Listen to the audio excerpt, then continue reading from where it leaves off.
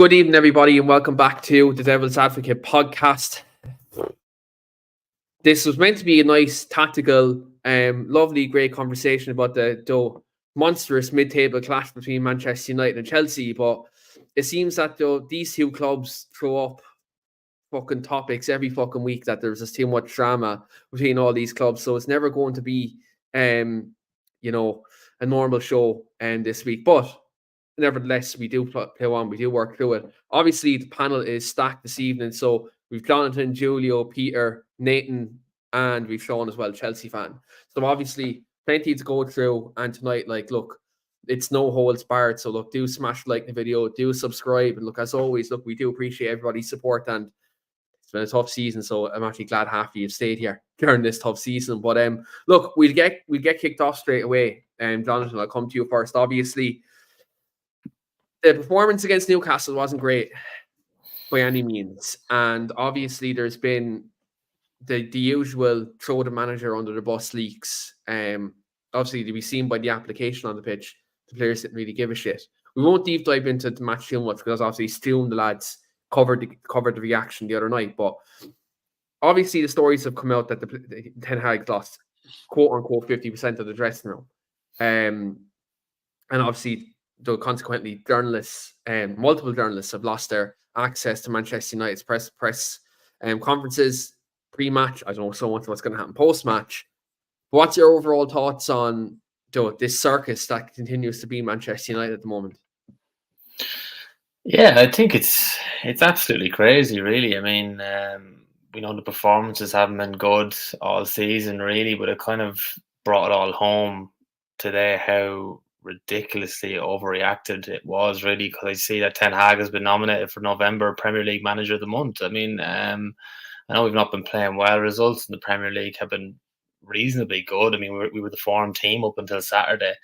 So this idea that the players don't like his tactics or they've had enough of him is a bit like it's bullshit again. I think we all know that at this point now, but I think Saturday was definitely a watershed moment for fans, players, and management because it just tipped United fans beyond the point now where we're just completely we see through these frauds. And I think it was Phil Brown who tweeted a thread there last night of all the previous managers and the articles that came out about a week or two before they were sacked, and every single one of them was the players have lost faith in Moyes, the players have lost faith in Mourinho, the players have lost faith in Louis van Gaal. It's just been such a rinse and repeat cycle for the last decade now that fans are just exhausted to the back bollocks of this. It's ridiculous. And I felt so sorry for any match going fans that had to make that long drive up to Newcastle on Saturday night or had to get a flight or whatever way they made their way up there, paid good money to watch that absolute no-show. It was absolutely disgraceful. It was only 1-0 on the night, but a better team. We bring that performance to Anfield on Saturday, Sunday week, and we are going to see another 7-0 spanking. There's absolutely no doubt about that. So I don't care how much these players fancy themselves. They better get their heads in order in the next 2 weeks. Otherwise, the shit is going to hit the fan. It really is, because fans have just had enough now. I echo Gary Neville's sentiment on Sunday. I'm just bored of watching Manchester United at the minute. I get nothing from them. Win, lose or draw, I'm just bored of watching these players throw the toys out of the pram when a manager gets anyway hard on them or harsh on them. And, it's just getting beyond ridiculous now at this point. Yeah, 100%. Look, I think it comes down to the mentality of this squad, and I think they got a lot of plaudits last season, rightly so, for obviously challenging on all fronts, bar the title race. They're more or less in every single competition that they're in last year. And look, a lot of that you can attribute to the players, you can attribute to the manager, and you can attribute to a lot of different things. But I think the common theme in this squad, I know, look, if you talk about, you mentioned, you rattled off a few managers like Mourinho, Van Gaal, Solskjaer, Rangnick, Giggs, Carrick, whoever, all these different people who've been in charge since Fergie left. It's different groups of players, but same kind of shit mentality is, we're not wrong. We can't take accountability for our performances. the way I see it is, if you're not doing the basics, if you're not running, if you're not putting in tackles, if you're not just doing what a footballer at any level should do, never mind Premier League, working for your team, working for your badge, and these players don't do that. And if they're throwing a manager under the bus for even, I seen a report today, changing system, they'd be moaning if he wasn't tactically flexible.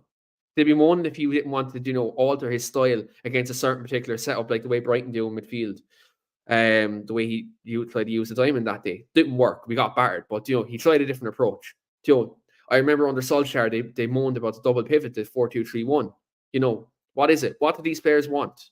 Do they just want everything to be easy for them? Well, I'm sorry, you're at the wrong football club if you think, if you want to live to that standard. I'm sorry.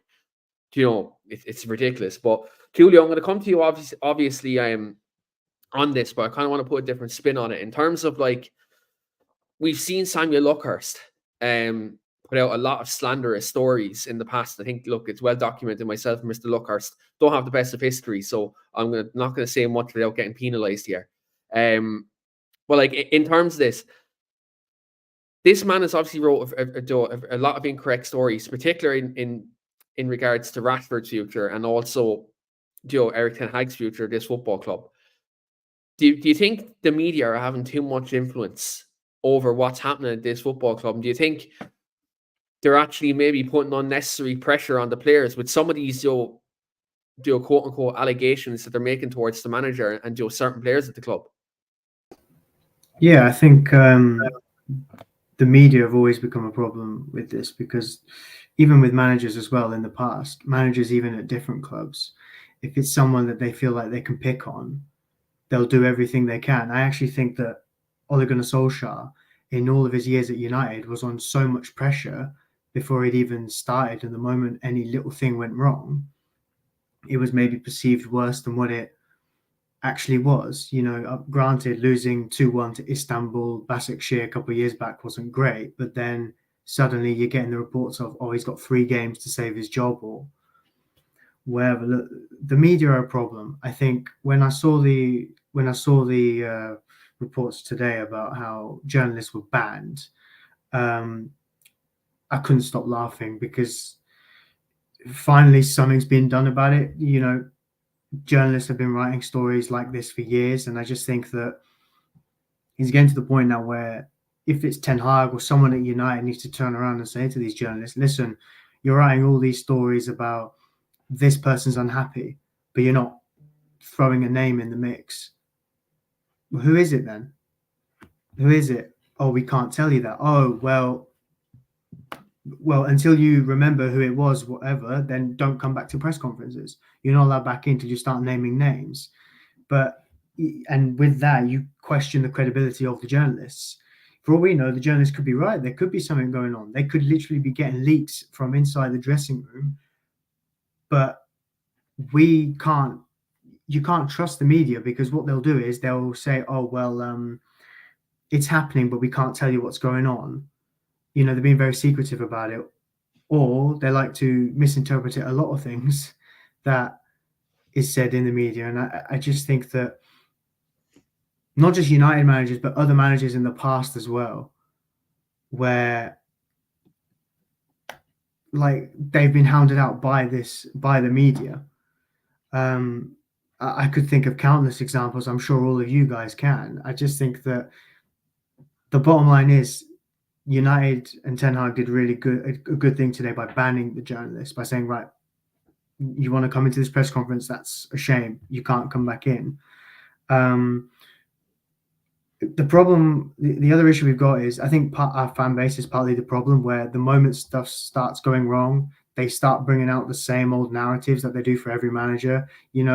Oh, the last guy we had was better actually than this current guy, or revisionism, the revisionism, player FC over like manager FC, for example, just all sorts. We've seen it all before. You don't need me to go through it, because we saw it over the weekend. And it's ridiculous, because it's like when Ten Hag got the job, we all were like, oh, brilliant, disciplinarian, we've needed that for years. And now everyone's saying, oh, well, we need someone who is a lot better with the players. Didn't we have here's the thing, though. We had that in the last manager who literally wrapped his arm around exactly. all the players. Half our fan base don't know the problem. I think the good thing is that a lot of match-going fans, they do express themselves on Twitter as well, and you can really see what their thoughts are, which is they would rather go down to League Two and see all of these players leave in one summer than they would sack the manager. And a lot of the fans now realize that the manager isn't the problem. You know, some of our, like, realistically, even the likes of Bruno Fernandes, a player who's been really good to us the last few years, people would sooner see him leave than Ten Hag. Not like the really bad parts of the fan base who say Bruno's the problem. I mean that at the end of the day, the manager has to stay put. And I think that if the club came out tomorrow and gave Ten Hag a new contract, I think that would probably be the best thing they could do right now, because they're showing he's our guy, we're sticking with him. If you don't like it, you can leave. The mentality has been an issue in the club for years. And it's the same vice versa. You know, mentality and a culture in a dressing room has a really big impact on some players. For example, Chelsea won the Champions League under Di Matteo, not because of Di Matteo doing anything. The whole reason Villas-Boas got the job was to feed out that core and build and refresh with a new style of play. He was hounded out after 6 months. Di Matteo came in, played the way the players had been used to and liked, won the Champions League, and then when he tried to change things, the same thing happened to him 3 months into the season. So mentality and culture in a dressing room is really big, and Ten Hag needs probably 5 years realistically to do that, to get rid of everyone, to set his standards, and then start building to what he wants. 5 years, granted, is a bit of a long time, and there's going to be a lot of hardship in that time, but realistically, if we just keep chopping and changing managers whenever someone's not happy about something, we've seen it in the past few years. It's a continuous cycle. And then Ten Hag will probably get the Bayern job or get a bigger job after us, for example, if he leaves tomorrow, do really well. I'd argue probably there's no other, like the only other bigger job he can get is Real Madrid, but I don't think he'll be going there anytime soon, really. My point is, like, if he goes to like a Bayern Munich, he will do really well there. And then our fan base will go, oh, he was all right, weren't he? He wasn't half bad. Do you know what I mean? So it's just ridiculous. And I think the media, obviously, and the journalists, they thrive off of this kind of reactionary behavior. And what they do is they publish stories, and we've seen it before. People have said, you write about United, you get all the clicks in the world. And that's what journalists do, and it's just a problem. I'm just really glad that he turned around and said, I don't want these journalists in my press conference. Yeah, as simple as that. Like, I remember down the years, Fergie banned Mark Ogden for spreading lies. He banned them for a long time. Ogden didn't get back into a press conference for ages because, you know, effectively he was bullshitting. And I think, like, look, United need to do it that way. In terms of, Joe, obviously wielding the hammer and basically saying, like, look, if you're spreading lies, or look, if you're refusing to state your source, and, you know, look, at the end of the day, no access. Simple as that. But look, I agree to you in terms of, like, giving the manager the full confidence. I think that has to happen now, because I think there's too many times where player power is wielded too much in this situation. I think if you look at with Jose, he fell out with a couple of key players. He was gone. Ollie, you know, he was a good man manager. Tactically, sometimes maybe inept, but he tried to create the best environment possible. And then the same dickheads got him out. And now they're doing the same to Eric Ten Hag. And I do just think at the moment, I think now it's the time to change the culture at the club. You can talk about, getting a winning mentality, winning trophies. I think, first of all, the culture needs to be reset. First of all, before we can go on and talk about being a consistent team that just gets top 4 consistently, we need to obviously make sure that there's no dickheads within that dressing room. We need to make sure that there's players there who actually want to be there, and not players who are there for their own brand. And I'm not singling anybody out here. I'm saying this across the board. Like, these players have to know that they can't be the ones ruling the roost anymore. If they had the likes of Roy Keane, Brian Robson, Paul McGrath, imagine players like that in this dressing room right now. Do you know what I mean? There'd be digs fucking thrown everywhere. They wouldn't be put up. These fucking idiots, there'd be nothing put up with here. So I do just think right now there has to be a cultural reset. And I think when Jim Ratcliffe does come in, I know the announcement is pending for next week, again, by these journalists. You know, if he does come in, one of the first things he's going to have to do is review this squad and go to the manager and say, like, look, here's the contract, here's the new contract. Look, who do you want there? Who do you want to get rid of? And players like I'd hate singling them out, but players like Anthony Martial, players like that just need to fuck off. They do. They simply just need to go now at this point. So players who are just collecting a free paycheck, Jadon Sancho, another one, gone. See you later. Like, I can't take this anymore. These players who are just taking us for a free ride, they just need to go now. Simple as that, really. Peter, obviously, from your point of view, you cover the club, Joe, yourself. You write about the club on a weekly basis. I suppose from a journalistic standpoint, right now, how could, like, when you look at these reports and you look at what's actually going on at the club, do you think right now it's actually got to a point where clickbait has become so popular that, you know, we're never going to have, you know, an impartial look on what's going on? Do you think this clickbait culture is actually going to get worse, you know, rather than better? Yeah, like as I said, like I've only been writing for about a year and a half, 2 years, so I kind of came in from like a fan point of view. And part of the reason I wanted to write was like there's actually so much bullshit said and like lies, and there's so many people who have like vested interests and say things like you said for clickbait to get a reaction, and like negativity fuels like readership so on because everyone wants to talk about United and everyone either loves United or hates them. So I don't really like, you read a lot of things and you're like, this is completely biased in one direction and it's complete lies and there's no real like impartiality to it, or like they'll blame Ten Hag by mentioning like the culture he works in or the people who work above him, like the recruitment, the Glazers, all these things, and they'll just miss out key information to kind of hammer in on one point. So yeah, and like I wouldn't be in a position now where I have many sources. It's more kind of like fan opinion, a lot of it. But like I agree with most of the things you guys are saying, and I think the main thing is like I'm just so tired. Like I agree with Jonathan. Like not so much bored. It's more just like, God, I'm tired of like the same cycle and the same chat and the same discourse, and you know, like let's pick out all the problems. Like, and there's problems at every single level of United, and I don't think it's just the players. I don't think it's just Ten Hag. It's obviously like higher above them, obviously. But I don't think anyone, like none of them have done their jobs this season well. Like Ten Hag's tactics have been awful, but then the players don't apply themselves within those tactics, and they don't work or run. If you don't believe in the manager's tactics, you should believe in like playing for the club, playing for yourself, playing for playing for the fans, playing for your family, and those sort of things. So like you should never down tools the player. Like that doesn't make much sense. And also every single person at the club right now is on basically on trial. Like we have hopefully new long-term owners in. Like I know they'll be coming in, taking up a sport and operations. I already seen Richard Arnold leave.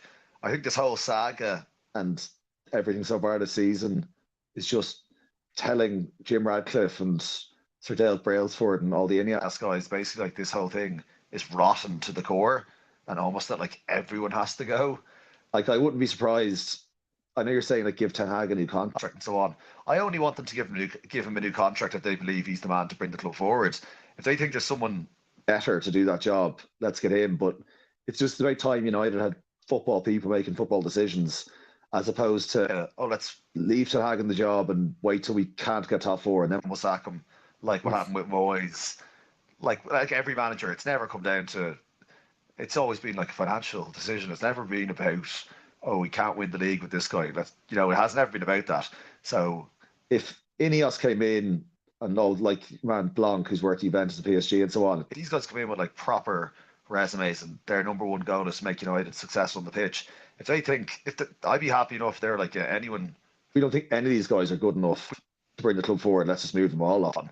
So I don't know. Yeah, it's just I'd certainly back Ten Hag over any of the players right now, but I just tired of the whole thing. It's just completely toxic, and it's almost just annoying to talk about now because we feel like we have the same conversations every 2 weeks, and then we get a positive result here and there, and we all kind of know it's inevitable. Like everyone I'd say on this video expects us to lose at Newcastle. It's all just kind of inevitable, but I'm kind of just waiting for that Ineos announcement so we can talk about something new and even Oh, have yeah. like the false belief that there might be proper change, because even when Ten Hag was doing well last season, no, like everyone knew, like knew well that we wouldn't compete with City until we had proper people running the club and proper decisions being made. Because you can say Ten Hag's been back, but like there's 100% been decisions that he hasn't agreed with. There's been players that have been moved on, like you said, like Martial, for example. But I don't think anyone wants to buy him. But you know, all these decisions at the club that just are out of his control. Like he should be, he's not doing a great job as the coach, but he has to deal with so much more crap.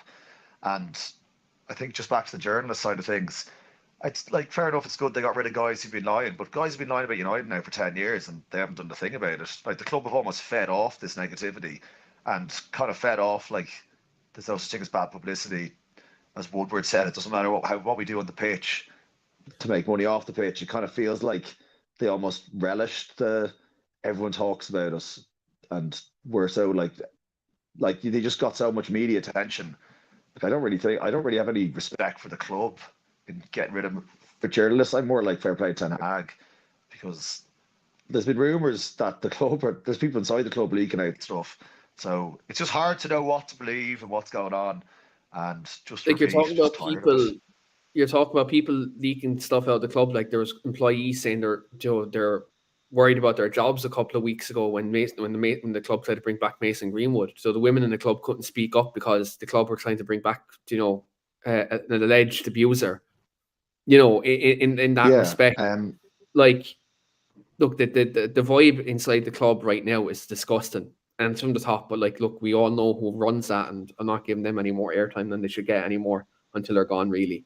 But Nathan, I want to come to you on player power, and I want to move this on to Sean as well, to both of you, because obviously, Nathan, we've seen obviously kind of a change in the last couple of years in terms of the personnel coming in and out, but the same things kind of happened in terms of players undermining managers. And we thought in the last 12 months, getting the likes of Casemiro, Rafael Varane, Lisandro Martinez in the dressing room, that, we've winners, we've leaders. So Bruno getting made captain, Maguire getting taken out of the captaincy, that, maybe the culture is changing. Do you think this essential mentality issue, is this coming from the fact that, the players just want to play for, just collect their wage and go home?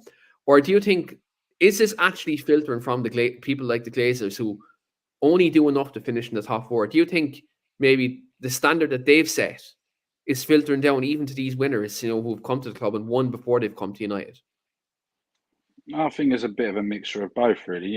You've got these players going to grounds all over the country, and England internationals, for example, I'll use them as an example, going to places like St George's Park and seeing the facilities that they've got to train in, and going to other people's stadiums and the changing rooms they get to go in. And it's like, some of these changing rooms in the Premier League are so much worse than ours. And we are supposed to be one of the biggest clubs in the world. Like, it's one of those situations where shit runs downhill. So if you're being shit on from a great height, the players are a little bit of both. Like you said, Keane, it's a case of, I'm just going to come in, I'll play my 90 minutes, if that, I'll collect my wage and go home. And you mentioned Martial, you know fully well my feelings about that particular person. He only had one good memory for me, and that was that one goal. But yeah, it's players like that who are just coming in, collecting their wages, dead weight. It's such a big word that we've used over the last 10 years. It's just so much dead weight at the club that are just there to collect their wage, or just, and again, like what you just said about like players like Casemiro, he came in last year and made such a big difference. And he's obviously seen something that's ticked him off, and he's been majority injured this season, so it's probably unfair. But in a sense, when he has played, he hasn't been the player he was last year. He's been unfit and not putting in the work ethic that we had to have in last year. And Varane, obviously, something's ticked him off, because he's just completely disappeared. He's been injured on and off all season, and he's just, when he has played again, he's just been pretty useless. And I'm not going to comment too much on Martinez, because he's one of my favourites. So I'm hoping when he does come back fully fit, he's going to put his butcher's hat back on and get out there and just take people out, basically. I don't really care what he does, as long as he just takes people out and does his job. So yeah, I think it's definitely a bit of both. And like we've been saying, once the big changes are coming, whether they're going to be the big changes we were hoping for with Sir Jim Ratcliffe. I was hoping for a different regime in my opinion, but I think he might be a scary thought at this point. But I'm hoping with football people in the football positions we can make some real changes. But the changes aren't going to happen until those changes happen. Yeah, I absolutely agree. Look, I think the jury's, like, as much as I want the Glazers gone, I think the jury's still out on kind of how much power Ratcliffe will have even with that. Like, you can say sport and control or football and control, but like, who sets the budget? What's the agreed, structure? How's the academy going to be structured? I have so many questions that literally have a whole show that we will do when this happens. We will have that in place.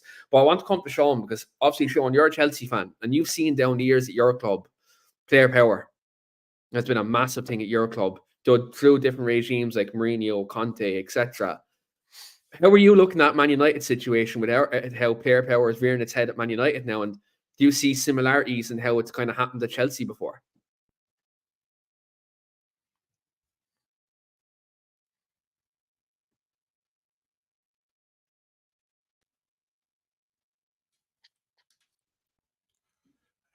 Sorry, is it breaking up there? Can you hear us?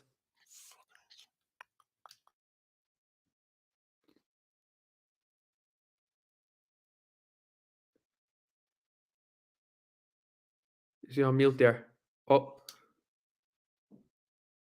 Fuck. we got you there. Yeah, I can hear you now. Yeah, it was breaking up there.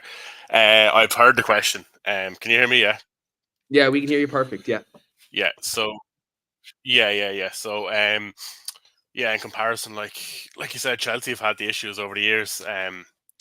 Like, obviously we've had our heights, but we've also had like those, like, we've had really dark moments where managers are constantly getting sacked due to player power.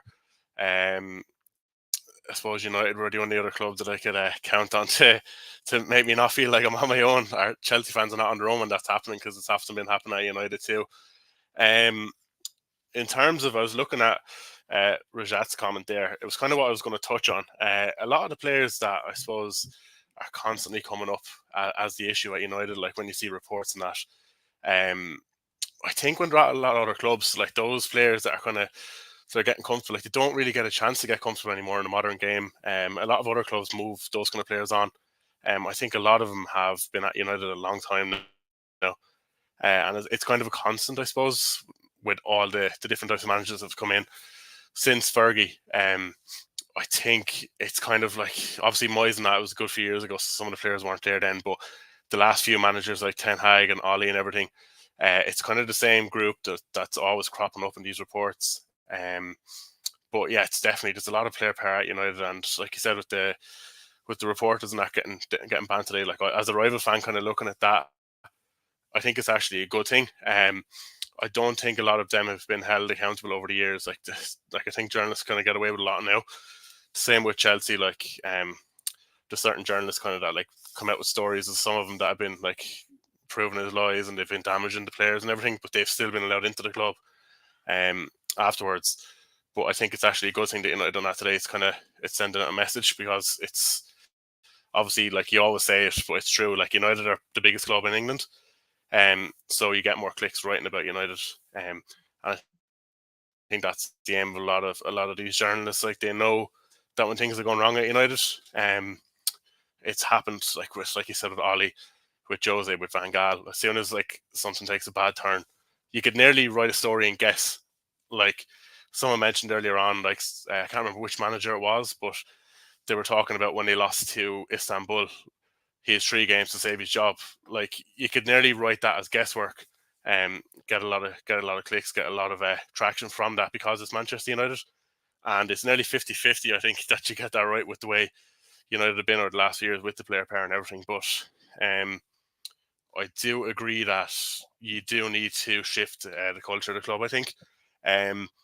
Julio mentioned earlier about a lot of your fans would happily take a dip down the table for a year or two if it meant backing Ten Hag and kind of clearing out some of the players that are there and having a refresh. I think like at Chelsea, like it looks bad at the moment. Like it's like Bowling, I have got a lot wrong. Obviously, we shouldn't be that far down the table last year and this year, but one thing I will say is, like, a lot of players that we had the last few years, that it kept cropping up, like with the bad culture and about players turning on managers. Since Bowley and that have been here, they've actually been cleared out.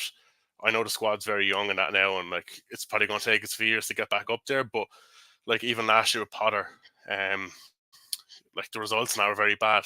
But at the same time, it was mostly kind of fan pressure, social media pressure. There was actually nothing from the players. The players didn't turn on them, and that's the new group of players that are there. So I'm hoping kind of going forward that that'll stay like that. They've got a good group of young players together, that will have create a good culture again at the club, and I think that's something that United should be looking at, especially under like Ratcliffe coming in. I think the Bowley and like Egbali like taking over Chelsea, the new ownership, that could actually be a very good thing for United, because if Ratcliffe is coming in, well, if it's going to be agreed next week and you get the director test and everything, say he's fully there and kind of next summer you have him from the start of the summer, everything is planned going into the summer, I think he can actually learn a lot from Bowley's mistakes. It's actually it's a good platform. It's a good starting point for him. Coming in, you kind of see what Bowley that done, what they done wrong, what was good, the few things that have good so far, but what was good and what wasn't good, and you can kind of learn from that and take it from there, I think. Definitely. I think, look, as well, if you look at kind of how Chelsea have done a kind of a clear out in the last kind of 18 months, you can say like they've got rid of a lot of players. They got rid of the likes of Joe Lukaku off the books. There's been other players there who Chelsea have got rid of, and I do think United definitely need that type of I suppose I wouldn't say recruitment strategy, but they definitely need to get a lot of players off their books. I think if they do it in a staged way, like Chelsea have done, is where they've used effectively 3 windows to kind of clear out the nuts and bolts of the squad and do a rebuild. And obviously, if they show a bit more patience, if they show patience with Ten Hag to do that, and I think one important thing is like Chelsea have put in directors of football and stuff like that in place. United need to do that behind the scenes now as well. I do think if you're going to set a new culture and you're going to set a new standard at the club, I do think obviously Ten Hag, one thing that he's probably had too much control of is recruitment in certain areas, in terms of buying players specifically from the Eredivisie. I do think we need more data analysis on actually players who are coming in, who fits the way of playing. I think that whoever that director of football is, whether it's Paul Mitchell or whoever the person may be who comes in, a conversation needs to be had. Simply, what way do you want to play? Ten Hag wanted to control last year. This year he wants to be a great counter-attacking team. He needs to sit down, have a think with himself, have a think with the director of football, say, right, which is it? Which way do you want to play? What's your idea? And then if he says, right, I want control, great, okay, let's go out, let's do scouting on players who are good in possession. Or if we're playing a counter-attack, let's see who players who are good in transition. So them conversations need to be had, and I do think as well, he just needs to be told no at certain points. Like, I hate kind of scapegoating them, but Anthony, players like that, if they're not suited to the Premier League, you don't get them. Simple as that. I don't care if you worked with them. It happened with Jurgen Klopp, where he worked with Brandt, and then obviously your man Michael Edwards told him, no, Mo Salah, he's better suited to the way you want to play with Liverpool. And I think that's kind of the route Man United needs to take in terms of recruitment there. But before we move on actually to the game tomorrow, obviously, as you can see below, we are in partnership with a mental health charity in Manchester called Mind Manchester. Obviously, this, especially this time of year, it's a very tough time of year for maybe for friends, family, people you work with, or whoever it may be. So obviously, in partnership with Mind Manchester, we want to obviously raise awareness for not only your own mental health, but mental health across the board. So as you can see below, in the ticker, we do have a text link where you can make donations to the mental health charity in Manchester. I know if it may be close to some people's heart, and make sure you are checking in on your loved ones, you are checking in on your friends. So not only this time of year, but every time of the year, sometimes all it takes is a text or a phone call, to obviously check in on someone. So look, do always do that, and look, if any support you can show Mind Manchester, how big or how small, it'll be massively appreciated. And look, they do appreciate everyone's support who does support them. So make sure you do that there. But obviously, I want to move on to tomorrow's game. I'm going to actually come back to you, Sean, and we're going to do this in reverse. In that respect, obviously, Chelsea won on the weekend against Brighton. It was 3-2. Obviously, there was a bit of drama in that game, but how does it feel, I suppose, at the moment? You're kind of picking back up results, win over Spurs, to a very entertaining game against City, and a win over a very good Brighton side as well. Kind of, where's your head at in terms of your form coming into this game? And do you think this week could actually be the time where you can break your duck at Old Trafford, considering the results under Conte and Frank Lampard, etc., down in the last couple of years?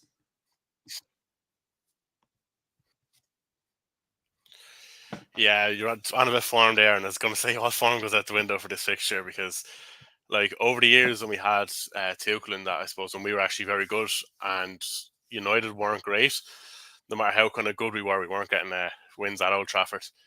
And then obviously last year when we were bad, then you trounced us in this fixture, but yeah, no, look, I've been saying, like, I've been talking to you and the guys, I suppose, this year, like, apart from the Newcastle game, that was very bad. Like, the majority of our performances have actually been very good. We've just been kind of like I said, kind of with the reset that we've had. It's a very young side. I think maybe it's kind of a bit immaturity sometimes against the lesser sides, where we've actually dominated the games and then we do something stupid. Like, obviously, there's disciplinary issues this year. We've had like 47 yellow cards. I think we've had 3 or 4 reds so far. So between like red cards and like errors at the back,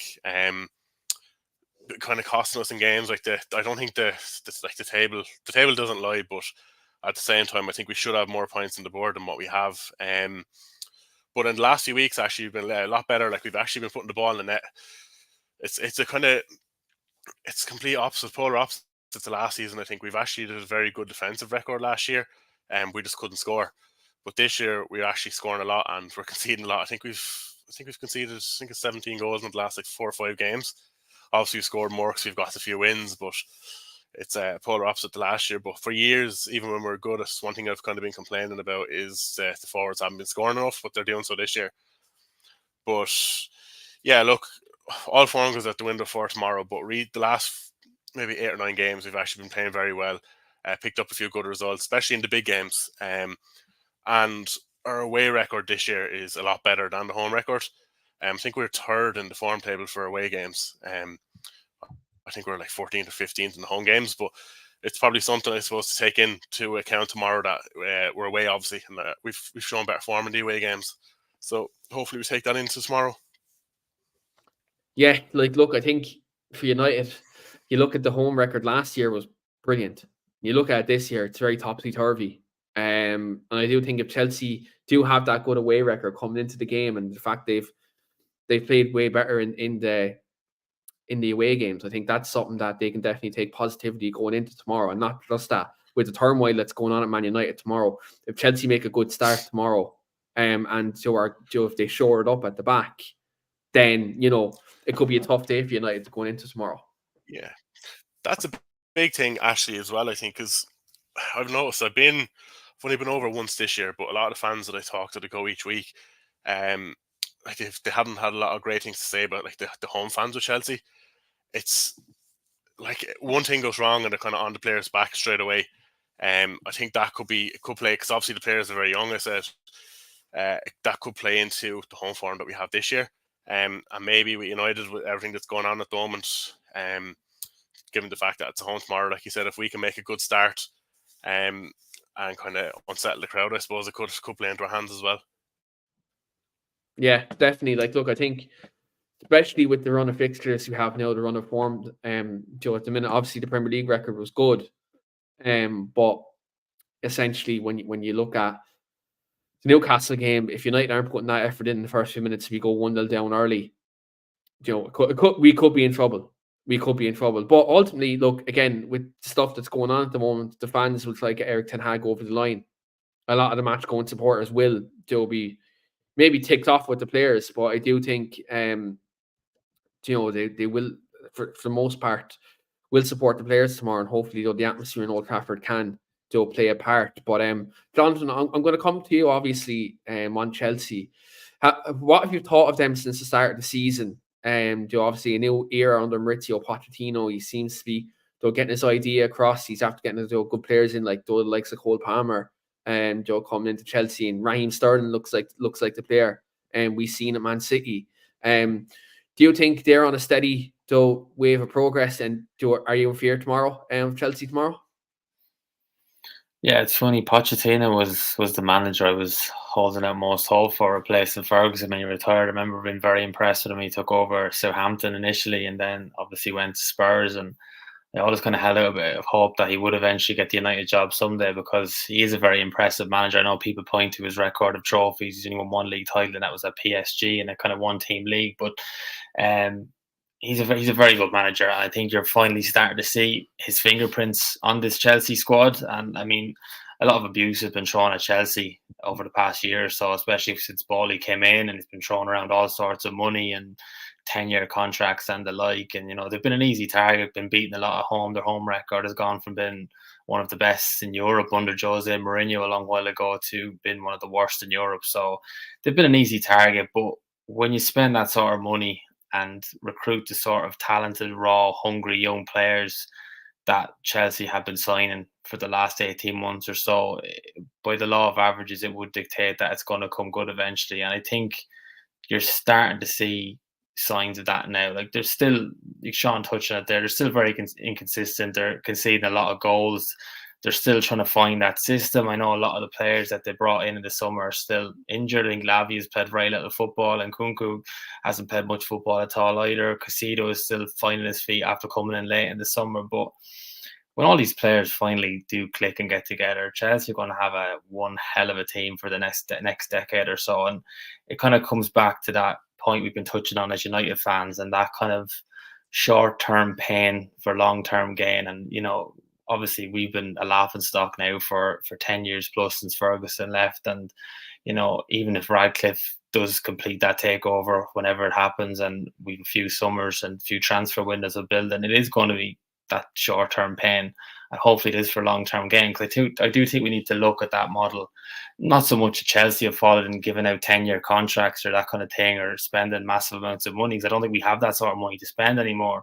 But we need to be looking for raw, hungry young players now, and phase out these kind of older players that are on massive contracts that we just can't sell. And it won't be easy. It's going to be a case, I think, of a lot of these players run their contracts down. I mean, we've been trying to kind of get Anthony Martial off the books for the last couple of years now. His contract is up in the summer.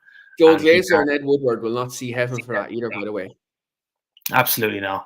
It was that short-term vision that a manager would come in, the players got a bounce, they hit form, they scored goals. I think Martial got that new contract right in that purple patch under Ollie when he first came in the 18-19 season. He was absolutely banging in goals for fun, proving Jose Mourinho wrong. And then he's probably scored about 5 goals since, and he's been injured for about 90% of all the seasons that have followed. So, I mean, yeah, look, it's hard not to be impressed with Chelsea at the minute. They're really easy on the eye. They're playing some nice football. It's starting to click, and you'd have to be fearful tomorrow at Old Trafford, because even you say if Chelsea scored an early goal, we could be 2-0 up in that game tomorrow, and you still wouldn't be comfortable, because Chelsea could come back and win 5-2.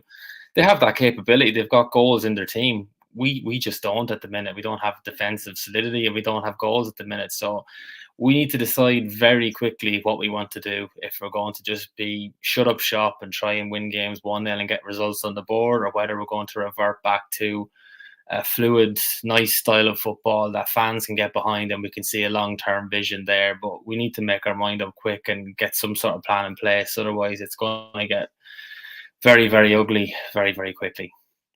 Yeah, I absolutely agree. I think, look, the approach is going to be key tomorrow. I think, look, one thing, I think, Chelsea, whilst they've been scoring goals, and Sean highlighted, they have conceded, and even in the big games as well. You look at Newcastle away, last week. I know the red card played a part in that, but they can be got. There is opportunities with the players we have to win the game. Now, whether you can trust these dickheads to actually run and get that extra yard, I think that's the key thing here. I think you look at players like Garnacho, maybe, Anthony, players like that who can probably hurt Chelsea from in transition tomorrow. I know Sean's probably smirking at the Anthony one, but like, look, we players like Fernandes who can play that key pass and can produce in moments. But I do just think if United are to get anything out of this game tomorrow, it's going to come down to honest work rate. It's going to come down to being switched on. I think Casemiro in both games last season, especially the one at Old Trafford, was a key player. Helped disrupt Chelsea in midfield. I do think he's a massive miss tomorrow, especially when you have the likes of Caicedo and Fernandes in midfield. McTominay can be physical, but we all know he lacks. Sometimes he lacks discipline. I do think we're going to need that in midfield tomorrow. And maybe does Amrabat come in, maybe slide a Kobbie Mainoo tomorrow night. We're going to pick a starting 11. In a few minutes with regards to that. But I want to come to you, Julio, on Marcus Rashford, because obviously he's been a topic conversation throughout this season amongst not just United fans, but football fans in general.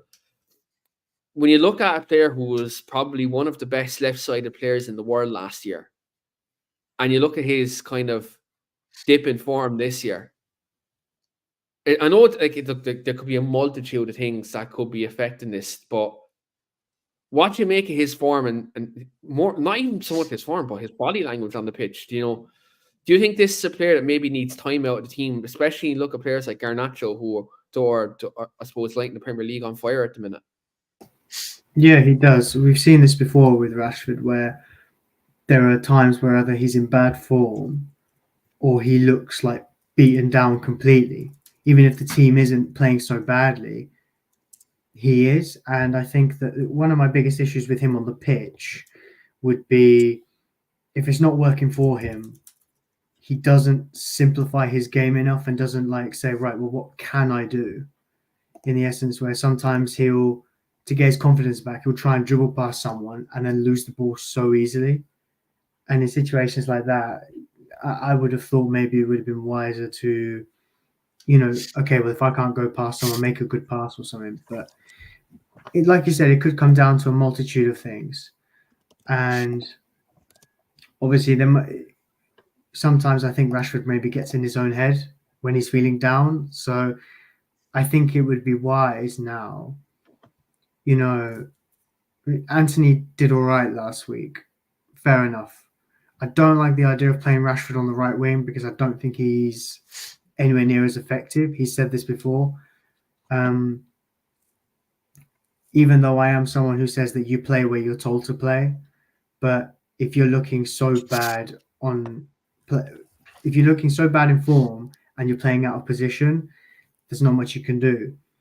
Garnacho seems to be doing a little bit on the left wing. Anthony, the right wing has been an issue for years, even though we've signed two right wingers and still have some to come back. Do we know how long Amad Diallo's taken to come back? Because I've been eagerly waiting for him to return, and he hasn't. So I don't know. It's going to be one of those. I just think he should be taken out of the team for a little bit. Yeah, I do. Look, I agree. I think not even so much for his form. I think even at the minute, I think he just looks like a player who's mentally shot at the moment. And I know there's a lot going off the pitch. And look, this is not me making an excuse for him. Look, if anyone seen me Saturday night and seen him not tracking back and heard, me go mad, look, at the end of the day, Sean knows me a long time, and Marcus Rashford is one of my favourite players in this squad alongside Bruno and Luke Shaw. I genuinely think he just needs some time away to kind of reflect on his own game. I do think he needs to kind of obviously just analyse what he's doing right, what he's doing wrong, and ultimately try work his way back into the team. Same way Harry Maguire needed time to get back into the team. Same way, rightfully or wrongly, Scott McTominay is in the team. At the moment, you do need to go away and do what he done last year. Maybe he needs extra training. Maybe he needs to go away and just block out all distractions. I know he does a lot of great off the pitch, but maybe push that to his side again and really concentrate on his football. Because look, undoubtedly, I think he's a talented player. He's a good goal scorer, and I think at the end of the day, you want a player like Marcus Rashford on the pitch and performing because he can change a game at the drop of a hat when he's on it. And I think, look, he's a player who can be trusted and has delivered in big games, by the way, for us. But in Nathan, what we're going to do now is we're obviously going to change the course of this show. And I'm going to present a question for you. And the question is going to be between you and Peter as well, right? I'm going to give both of you this question. And Sean's going to get the question on the opposite side. When you look at Chelsea's squad right now, and you look at the players that they have in terms of, the young players and some of the established players that are in their squad, if you had to pick, let's say, 3 players from Chelsea's squad to come in and improve Man United right now, who would you take?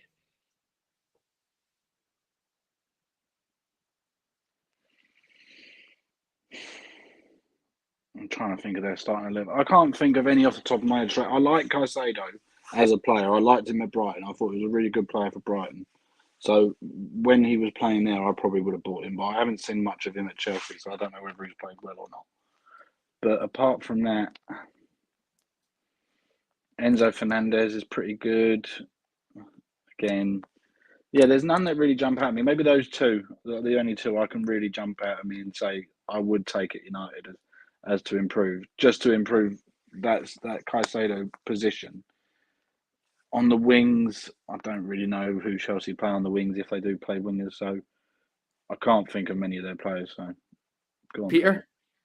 I'd add to, I'd take Caicedo. The Brighton Caicedo has been stinking it up a bit at Chelsea so far, but he'll probably have a stormer tomorrow. But even if we had Caicedo and Enzo, we'd probably just launch it like we do now. So I don't know how much it used to be. I'd take Reece James again. If Reece James is fit, he'd obviously walk into our side, and he'd probably have a half-fit Reece James over the shite we have at right back. Other than that, like Levi Colwill looks like a very good defender in the making. But again, like there are 2 teams that they're very much on their day. Like they have guys who can have a really good game, but then they'll drop a 0 the next week. Cole Palmer apparently is a United fan, so you'd probably take him. But yeah, there's not I know you guys were saying Chelsea in a good spot. Again, there's just so much uncertainty around Chelsea. Like no one's ever done something like this in England ever, really. But I do think Poch is the right guy for them. They're kind of following. I think what more, if I was looking at United's kind of way of doing it, is more like what Arteta's done at Arsenal. They got a full back in. They got rid of all the guys they didn't want, and then all the young guys have Arteta to thank almost for their Arsenal careers.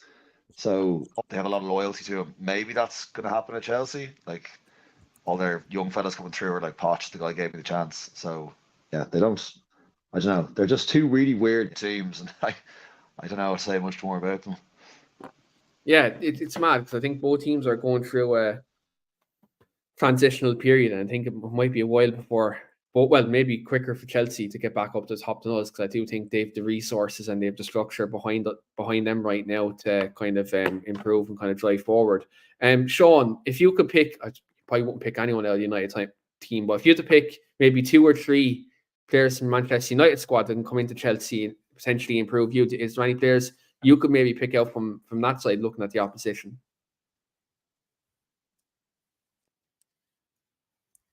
Yeah, there's definitely one that would walk into our team, I think, and improve us tenfold is Luke Shaw.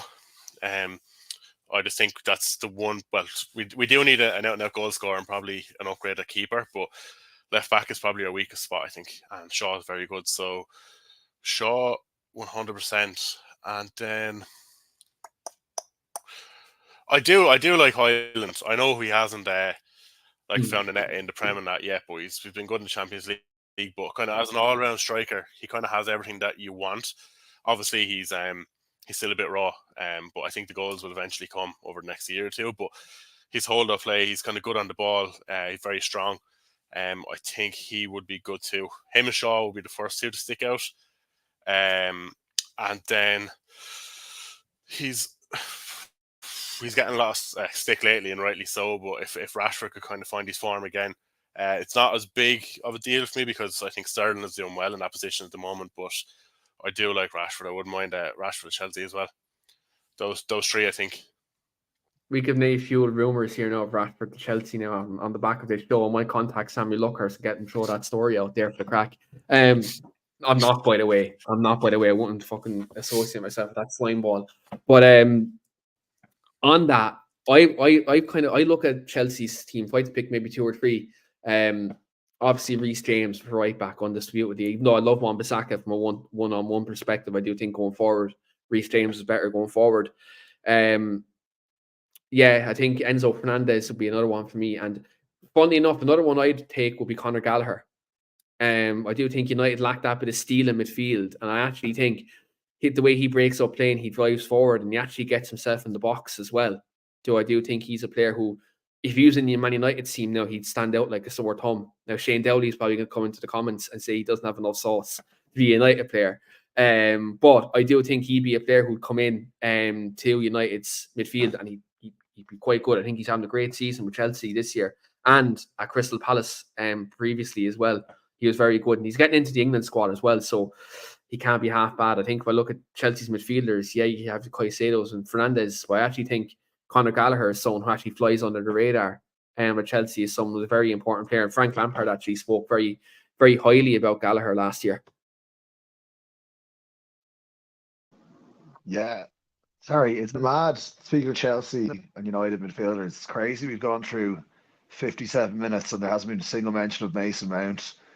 It shows how irrelevant he's been. He's obviously injuries, but this was the. I was about to say, it's mad just how much he's fallen. Even though I still think there's a good player in there. It's when Keane mentioned Gallagher and said you kind of missed that in midfield. Like before Gallagher kind of got his starting place this year, like Mount kind of done a lot of that work for us before Gallagher broke through. Like Mount is a workhorse as well. He's very good at pressing and everything. They're actually kind of similar players, to be honest. I think Mount is probably slightly better technically than Gallagher is, but the two of them are kind of the same mold, I think. Yeah, I think Mount. I don't really understand what the story with Mount was all season. I would have been the way we've been so far this season. I think if you wanted a player in the trenches in terms of like, I definitely have Mason Mount in our team all day. Especially for someone like McTominay, like Mount has discipline and does get around, like you said, and I do think he's much more of a natural to goal threat than McTominay. So but probably just continues the curse of that 7 shirt. Yeah, I think that 7 shirt. Look, that's been cursed ever since Ronaldo left the club. Like, to be fair, Cavani restored some sort of order to it, and then they took it off him, and then Ronaldo took it, and he actually had a good season. And then I thought they were going to give it to Garnacho this year. And looking at the way he's playing, fucking hell, imagine the marketability he'd fucking have with that number 7 shirt with bicycle kicks and fucking screamers he's scoring lately. I'm talking about the commercial appeal Man United could have with a great number 7. But unfortunately, our number 7 is injured. And then when he is fit, Ten Hag isn't picking him, which again calls into question: was he a Ten Hag signing? Was he, an easy to do deal like we did with Donny van de Beek? Previously before. But obviously Sean actually raised this to us in private chat. Kobbie Mainoo looks like he's had a year extension on his contract.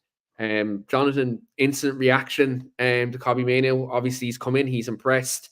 Roy Keane spoke highly about him. Do you think this is a good thing for us, especially the fact that obviously we're talking about rebuilds? I think he's probably one of the players that should be centre of that.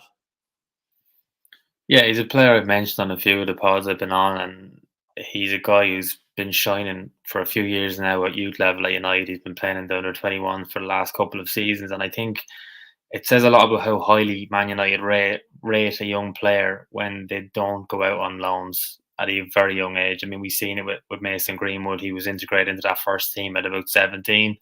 We've seen it with Garnacho, and we're seeing it now with Kobbie Mainoo as well. I mean, we've got to be patient with him. I've said that before. We could see very early on in pre-season that Ten Hag had big plans from this season. He was in there in the big games in pre-season, and if anything, the wheels kind of came off the whole plan in pre-season when he picked up that ankle injury against Real Madrid, and it shows how important he was to the system that Ten Hag was trying to build coming into this season around such a young player. But you can see he's got maturity beyond his years. He's got something that you can't coach in a lot of young players, and that's just, he's got a good head on his shoulders. And Look, I mean, it kind of fits into that whole culture reset that we were talking about, and that we hope that he doesn't develop in that toxic culture that's in the dressing room and at the club at the minute now. We hope that he develops in a culture that's football oriented. You know, we have the right players around him, and that the club is all heading in the one direction. All this toxic bullshit is taken out of the club and out of the changing room, and we see a proper player develop there. Because you can see it there. It's not just former Man United players that are saying that he's a player to watch. There's a lot of other opposition fans and opposition pundits saying the very same thing about him, which says a lot about a guy who started his first Premier League game last week. But yeah, look, good news that they're extending his contract. I wouldn't be at all surprised to see him get a wage rise if he continues his form into the new year, as we saw with Evan Ferguson there a couple of months back, signing a new contract after only signing a contract 6 months ago at Brighton. So yeah, look, it's good news for the future of Man United. It's good news for future Man United. Definitely, he's a fantastic footballer, and look, it's someone I think if you're looking at building a young squad, he should be at the epicenter of that. And on Evan Ferguson, he's fucking held hostage to Brighton. Hopefully, he leaves there soon. But yeah, on that, we will obviously go into predictions, for tomorrow's game. Now, because we've a stacked panel, I'm not going to ask every single individual to pick their 11 because we'll be here for 2 hours. So what I'm going to do is I'm going to obviously give each person kind of and maybe 2 people a section of the team, to a section of the starting 11. So, and Sean has free reign at Chelsea, so he's grand. So, Sean, what's your expected starting 11, or even what would you play tomorrow against United?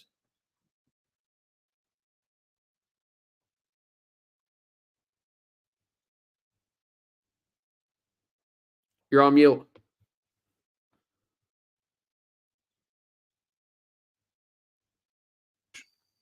Thank you. So yeah, no, I'll just name the expected ones. That I would change. I'll just say it like as I go about the position. But obviously Sanchez is going to be in goal. Reece James right back. He's back from suspension. Thiago Silva is obviously going to be centre back. The other centre back is going to be harder to pick. Personally, I'd have Badi Ashile there. He was immense again the other day. I think he's probably the most underrated player in our squad, to be honest. Apart from the Newcastle game last week, any game he's played, I haven't seen him put a foot wrong. He just kind of has this thing, like it's kind of Saliba thing about him when he has the ball. It's like the attackers like give him so much space to stand off him. But Silva, Badi Ashile, left back, I'd actually put Levi Colwill there. He played very well again today. I don't fully trust Cucurella. So then the 2 centre mids, Enzo, Caicedo, probably going to see Palmer at 10. Sterling and Mudryk on the wings, I think, and probably Jackson up top then. Mudryk against Wan-Bissaka could be a key battle in that game tomorrow. Not unless Diogo Dalot starts right back. Diogo Dalot starts there, we could have a bit of trouble, especially in transition. He's useless. But on that, Jonathan, I'm going to give you and Julio the back 4. Now, obviously, we've had injuries. We've a couple of players coming back. Obviously, Onana starts tomorrow, but who would be their kind of back 4 or even back 3 if you want to change things up? I just freshen up the whole back 5, to be honest with you. I'm still traumatised by that Galatasaray game last week. I'd still drop Onana. I'd love to just see a whole fresh back 5. I know we're limited with injuries, but I'd start, is it Ballandier? I'd start him in goal. I'd start Wan-Bissaka. I'd start Varane. I'd start Luke Shaw left centre back, and I'd start Reguilon. And I'd just freshen up that back 5, just psychologically, physically. A lot of games coming up. We've had a lot of games. Just completely, just freshen it up. Give the fans something to, I don't know, be pepped up about. Onana had a decent game on Saturday, but like that, I would just like to get a look at this new guy and just see what he has about him. I just don't really think we've got much to lose, to be honest with you.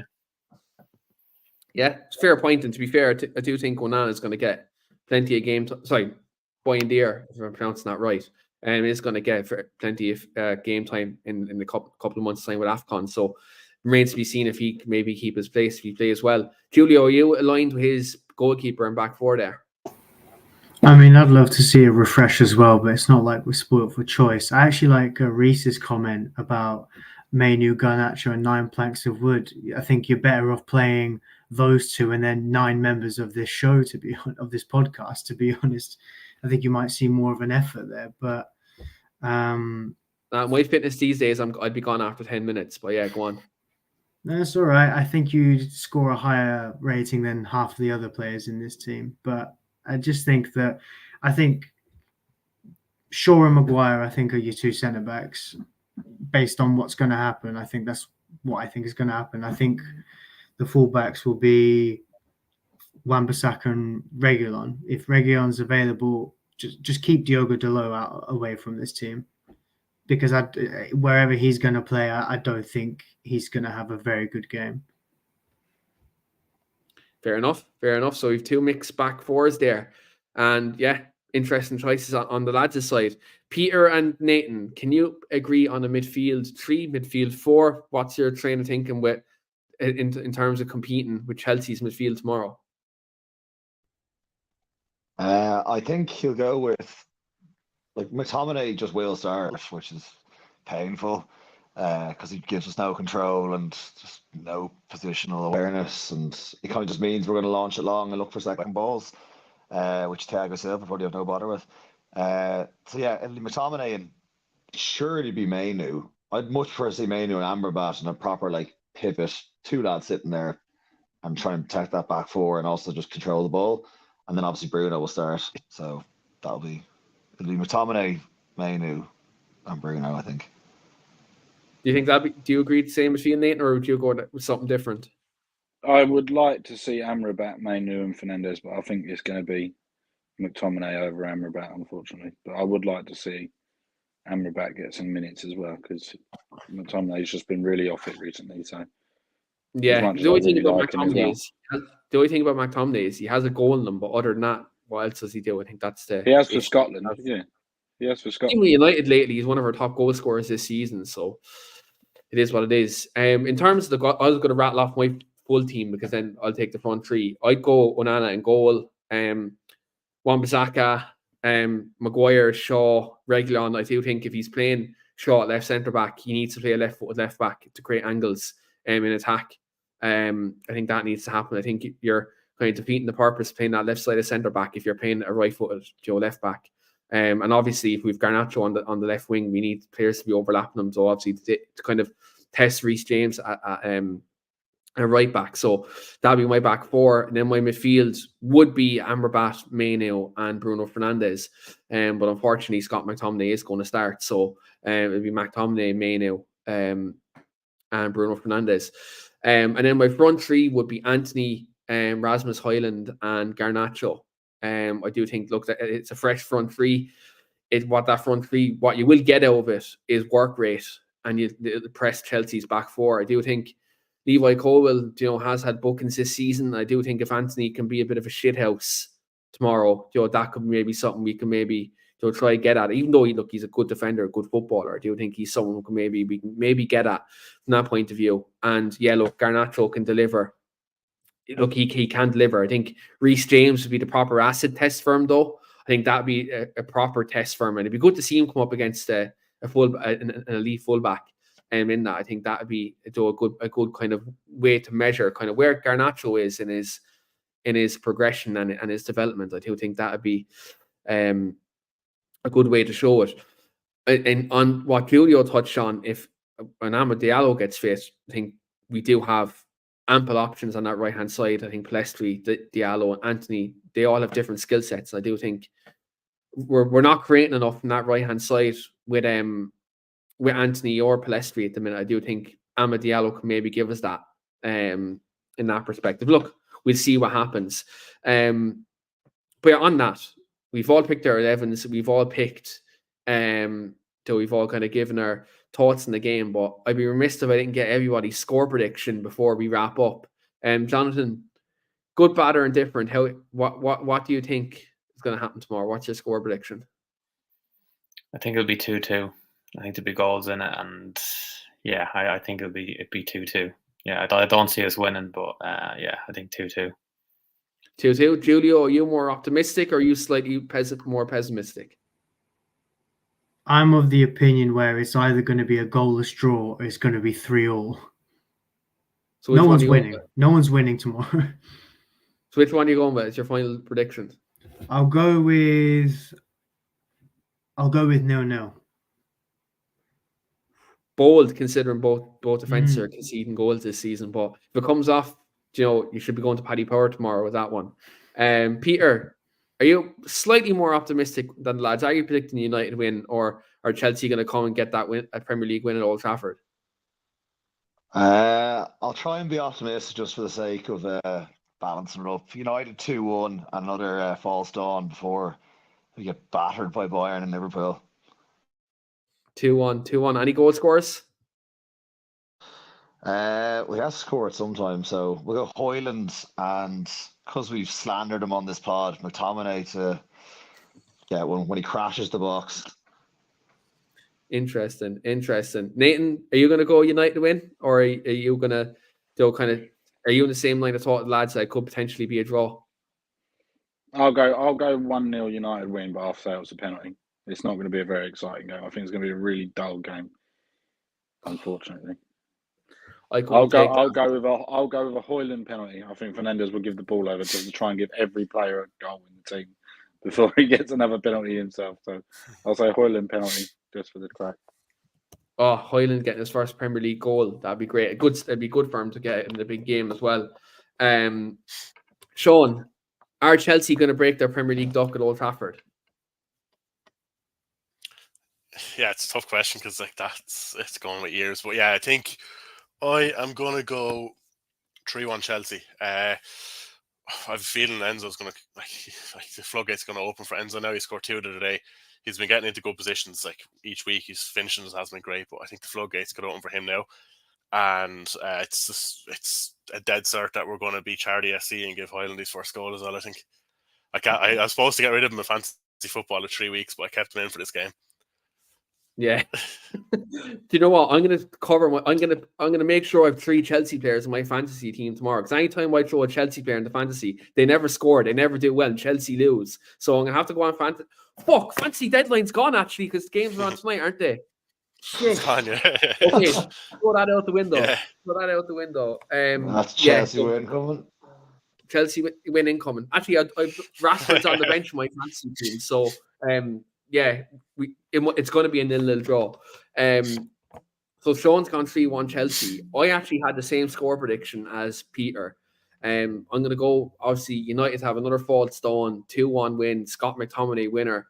And yeah, the players won't play like they mean it. It'll just be a jammy win. We won't play well, but we'll just produce off a set piece. I'll go Scott McTominay, and the other goal scorer, just for the crack, I'll go Luke Shaw. Luke Shaw for the other one, because he's a Chelsea fan. And he's one of Sean's, Sean likes him as a United player. So I'll go Luke Shaw and Scott McTominay to score tomorrow. Just pure and utter filth on that. But on that note, guys, we will wrap that up for tonight. Thanks very much, lads, for coming on this evening. For myself, it's good to be back as well, hosting the show. And do check out our reaction show immediately after the game tomorrow. Stu will have guests on there as well.